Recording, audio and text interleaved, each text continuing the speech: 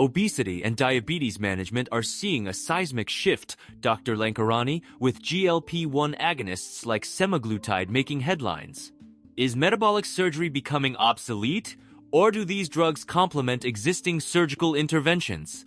It's a critical juncture.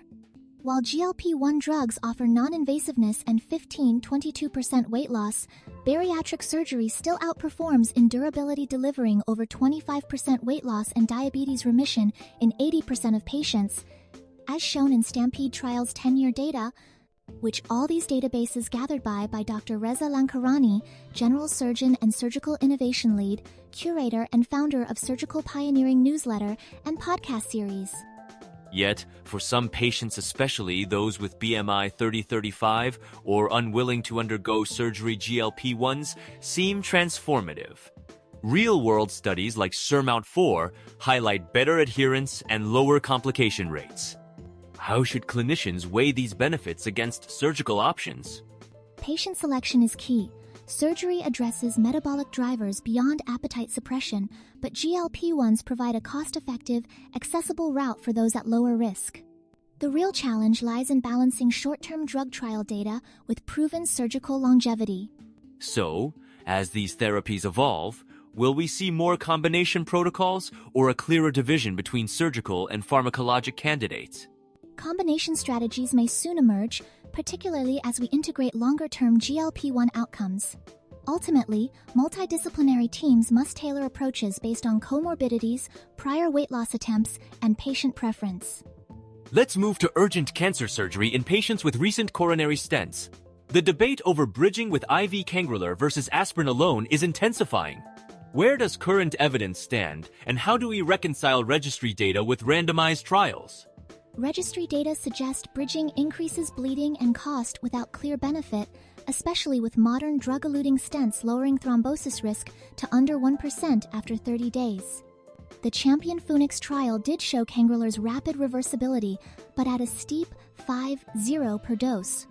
Still, in patients with high-risk anatomy, like left main stents, some guidelines support bridging. Is this a case where individualized anatomy and oncology timelines should override blanket protocols? Precisely. While guidelines now favor aspirin-only post 1 month, nuanced decisions must consider stent location, cancer urgency, and patient-specific risks. Value-based care demands we weigh bleeding complications against rare but catastrophic stent thrombosis. Do you anticipate consensus shifting as more real-world data accumulates, or will this remain a case-by-case decision? It's likely to stay individualized, but ongoing registry analyses and RCTs will refine protocols, perhaps, with newer reversal agents or tailored risk calculators. Hip fractures in frail patients with acute heart failure present a classic timing dilemma. Should we delay surgery for diuresis and stabilization, or proceed immediately to minimize complications like delirium and pneumonia? It's a clinical tightrope.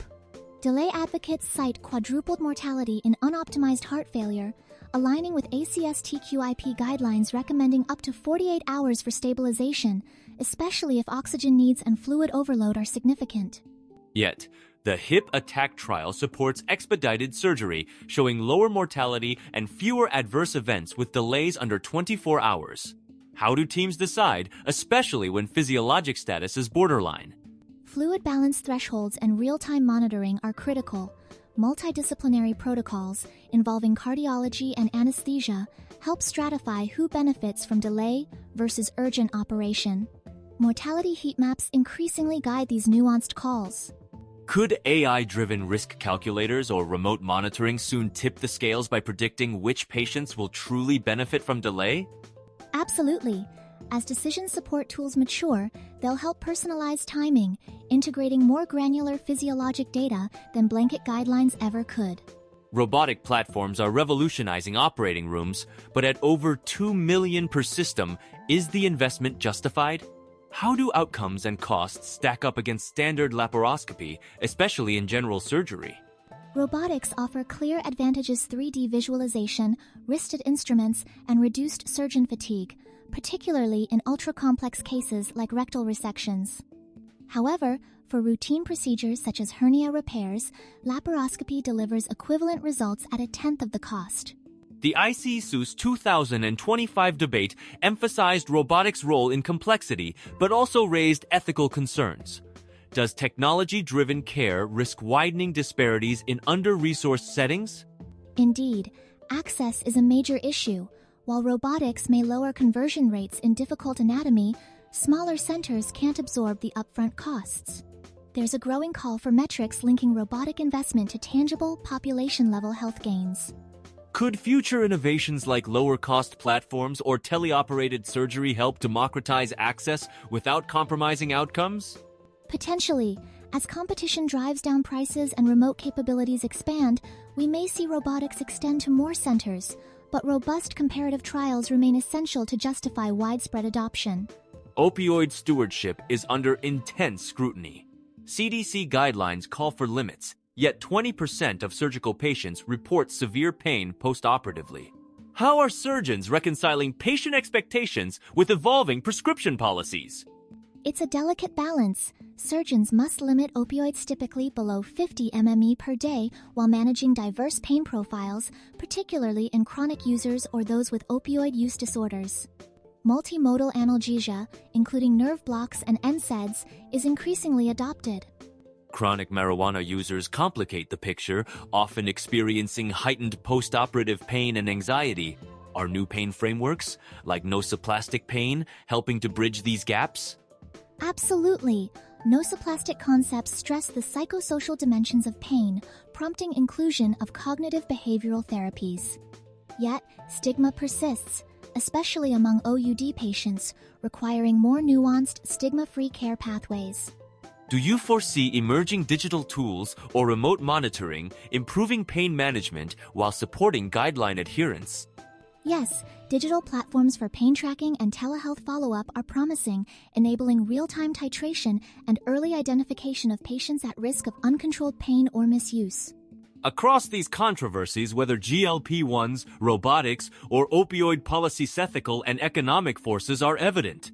How do they shape surgical practice and patient outcomes in 2024 and beyond?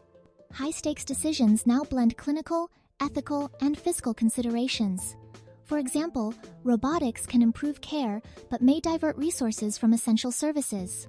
Similarly, opioid restrictions risk undertreatment if not paired with holistic pain support. Evidence gaps like short-term GLP-1 data or reliance on registries for anticoagulation seem to fuel ongoing disagreements. How can the field move toward consensus without compromising patient autonomy? Transparency in evidence quality and shared decision-making are vital.